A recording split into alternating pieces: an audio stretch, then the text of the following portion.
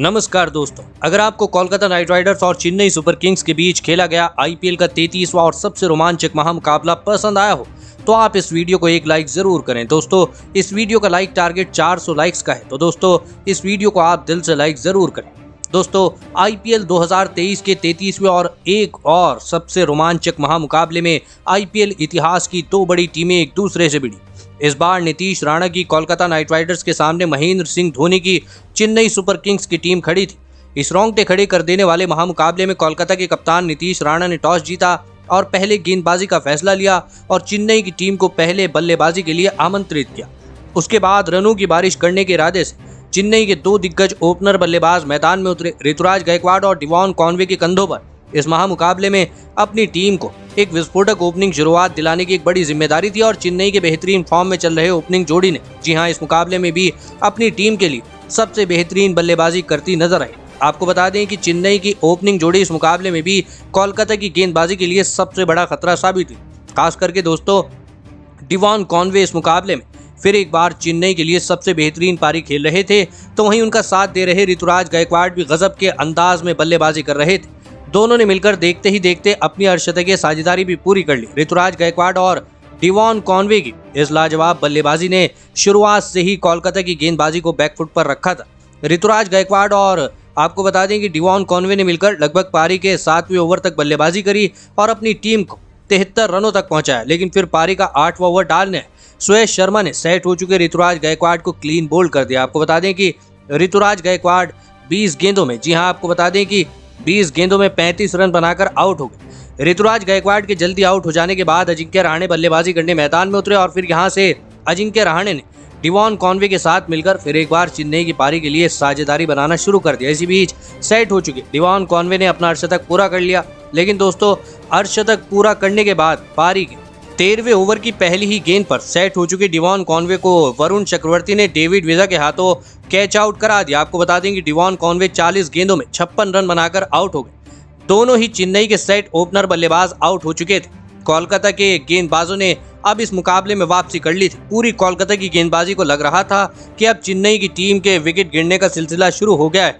जी हाँ दोस्तों, लेकिन विकेट गिरने के बाद बल्लेबाजी करने आए शिवम दुबे को तो कुछ और ही मंजूर था और फिर शिवम दुबे ने सेट हो चुके अजिंक्य रहाणे के साथ मिलकर फिर एक बार चेन्नई की पारी को संभाला और ऐसी खतरनाक और विस्फोटक अंदाज से बल्लेबाजी करके दिखाई जिसने विरोधी कप्तान नीतीश राणा तक के होश उड़ा दिए थे। जी हाँ दोस्तों, शिवम दुबे इस मुकाबले में चेन्नई के लिए सबसे खतरनाक बल्लेबाजी कर रहे थे, तो वहीं दूसरे छोर पर सेट हो चुके अजिंक्य रहाणे ने भी अब अपने हाथ खोलना शुरू कर दिया था। शिवम दुबे और अजिंक्य रहाणे की इस जोड़ी ने देखते ही देखते अपनी अर्धशतकीय साझेदारी भी पूरी कर ली। तो वहीं पारी का 17वां ओवर 17वें ओवर की आखिरी गेंद पर अजिंक्य रहाणे ने एक शानदार चौका लगाते हुए अपना अर्धशतक पूरा कर लिया। दोनों की इसी लाजवाब बल्लेबाजी ने कोलकाता की पूरी गेंदबाजी की धज्जियां उड़ा दी थी।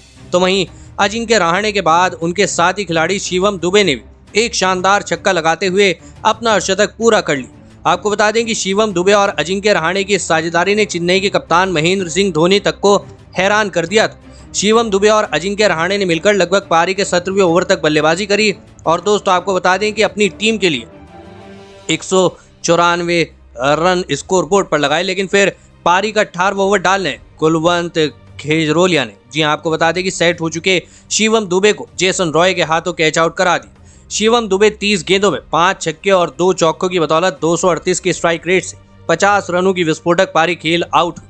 लेकिन दोस्तों, दूसरे छोर पर सेट हो चुके अजिंक्य रहाणे रुकने का नाम ही नहीं ले रहे थे और इस मुकाबले में ऐसी अविश्वसनीय बल्लेबाजी कर रहे थे जिसने सभी को हैरान कर दिया था। तो वहीं विकेट गिरने के बाद बल्लेबाजी करने आए रविंद्र जडेजा ने भी अपने हाथ खोले। लेकिन फिर पारी के आखिरी ओवर में रविंद्र जडेजा को कुलवंत खिजरोलिया ने रिंकू सिंह के हाथों कैच आउट करा दिया। आपको बता दें कि रविंद्र जडेजा 8 गेंदों में 18 रन बनाकर आउट हुए। लेकिन दोस्तों, जडेजा के आउट हो जाने के बाद अब मैदान में सभी दर्शक खुशी से झूम उठे क्योंकि मैदान पर बल्लेबाजी करने चेन्नई के कप्तान और विश्व के सबसे बड़े मैच फिनिशर महेंद्र सिंह धोनी आ चुके थे। लेकिन दोस्तों, महेंद्र सिंह धोनी अंतिम 3 गेंदों पर केवल 2 ही रन बना पाए। लेकिन इसके बावजूद चेन्नई की टीम ने 235 रनों का सबसे बड़ा लक्ष्य कोलकाता की टीम के आगे रखा।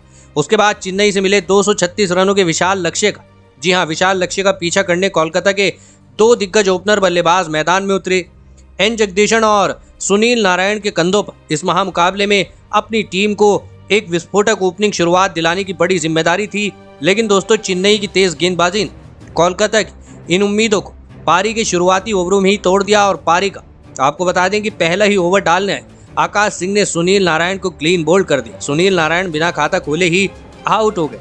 आपको बता दें कि सुनील नारायण के जल्दी आउट हो जाने के बाद अब कोलकाता की टीम की तरफ से वेंकटेश अय्यर बल्लेबाजी करने मैदान में उतरे, लेकिन उनके साथी खिलाड़ी और कोलकाता के दूसरे ओपनर बल्लेबाज एन जगदीशन को तुषार देशपांडे ने रविंद्र जडेजा के हाथों कैच आउट करा दी। एन जगदीशन 3 गेंदों में बस 1 रन बनाकर आउट हो गए। कोलकाता की टीम के ओपनर बल्लेबाजों ने इस मुकाबले में सबसे खराब प्रदर्शन कर दिया था। इतने बड़े लक्ष्य का पीछा करते हुए कोलकाता की ओपनिंग जोड़ी केवल 1 रन स्कोर बोर्ड पर लगाकर आउट हो चुकी थी। लेकिन दोस्तों विकेट गिरने के बाद अब कोलकाता के कप्तान नीतीश राणा बल्लेबाजी करने मैदान में उतरे और फिर यहां से नीतीश राणा और वेंकटेश अय्यर ने कोलकाता की पारी को संभाला और एक मजबूत साझेदारी बनाना शुरू कर दी। वेंकटेश अय्यर और नीतीश राणा की ये जोड़ी बेहतरीन फॉर्म में नजर आ रही थी, लेकिन कोलकाता की इस साझेदारी को भी ज्यादा देर तक चेन्नई के गेंदबाजों ने टिकने नहीं दिया और पारी का 8वां ओवर डालने मोइन अली ने सेट हो चुके वेंकटेश अय्यर को LBW आउट करा दिया। आपको बता दें कि वेंकटेश अय्यर 20 गेंदों 20 रन बनाकर आउट हो। वेंकटेश अय्यर के आउट हो जाने के बाद जेसन रॉय बल्लेबाजी करने मैदान में उतरे और फिर जेसन रॉय ने तो मैदान में आते ही मोइन अली को 3 लगातार छक्के लगा दिए थे। लेकिन दोस्तों दूसरे छोर पर बल्लेबाजी कर रहे नीतीश राणा उनका साथ ज्यादा देर तक नहीं निभा पाए और पारी का 9वां ओवर डालने आए रविंद्र जडेजा ने कोलकाता के कप्तान नीतीश राणा को ऋतुराज गायकवाड़ के हाथों कैच आउट करा दिया। आपको बता दें कि नीतीश राणा 20 गेंदों में 27 रन बनाकर आउट हो। अब कोलकाता की टीम इस मुकाबले में बहुत पीछे छूट गई थी। एक पहाड़ जैसे लक्ष्य का पीछा करते हुए जिस तरह की शुरुआत कोलकाता की टीम को चाहिए थी, वैसी शुरुआत के सपने ही केवल कोलकाता के बल्लेबाज चेन्नई की गेंदबाजी के आगे देख पा रहे थे। लेकिन दोस्तों अब विकेट गिरने के बाद रिंकू सिंह बल्लेबाजी करने मैदान में उतरे। अब यहां से कोई करिश्मा ही कोलकाता की टीम को इस मुकाबले में वापसी करवा सकता था, लेकिन अब यहां से रिंकू सिंह और जेसन रॉय ने कोलकाता की पारी को संभाला और एक मजबूत साझेदारी बनाना शुरू कर दी। इस मुकाबले में जेसन रॉय अपने बल्ले से लाजवाब बल्लेबाजी कर रहे थे, तो वहीं रिंकू सिंह भी उनका साथ बाखूबी निभा रहे थे। दोनों की इस लाजवाब बल्लेबाजी ने अभी भी कोलकाता की इस मुकाबले में उम्मीदों को जीवित रखा हुआ था। इसी बीच शानदार बल्लेबाजी कर रहे जेसन रॉय ने पारी के 14वें ओवर की पहली गेंद पर एक लाजवाब चौका लगाकर अपना तूफानी अर्धशतक पूरा कर लिया। लेकिन दोस्तों अर्धशतक पूरा करने के बाद पारी के 15वें ओवर की तीसरी गेंद पर जेसन रॉय को महेश तीक्षाणा ने क्लीन बोल्ड कर दी। जेसन रॉय 26 गेंदों में 61 रनों की गजब की पारी खेलकर आउट हो। जिस तरह जेसन रॉय बल्लेबाजी कर रहे थे उसकी वजह से चेन्नई की गेंदबाजी पर दबाव बन रहा था, लेकिन जेसन रॉय के विकेट के बाद अब कोलकाता की बल्लेबाजी दबाव में चली गई थी। लेकिन दोस्तों अब कोलकाता की टीम की तरफ से सबसे विस्फोटक बल्लेबाज यानी आंद्रे रसेल बल्लेबाजी करने मैदान में उतरे। अब आंद्रे रसेल की बल्लेबाजी पर सभी की नजरें टिकी थी, क्योंकि रिक्वायर्ड रन रेट 20 रनों पर पहुंच चुका था। एक छोर पर रिंकू सेट हो चुके थे, लेकिन अब कोलकाता की टीम को जीत के लिए आखिरी 4 ओवरों में 80 रनों की आवश्यकता थी। कम से कम कोलकाता की टीम को बचे हर एक ओवर में 20 रनों की आवश्यकता थी। मुकाबले में अभी भी कोलकाता की टीम जीती थी। अब जब तक आंद्रे रसेल और रिंकू सिंह इस मुकाबले में बल्लेबाजी कर रहे थे, तब तक चेन्नई की गेंदबाजी तक दबाव में थी।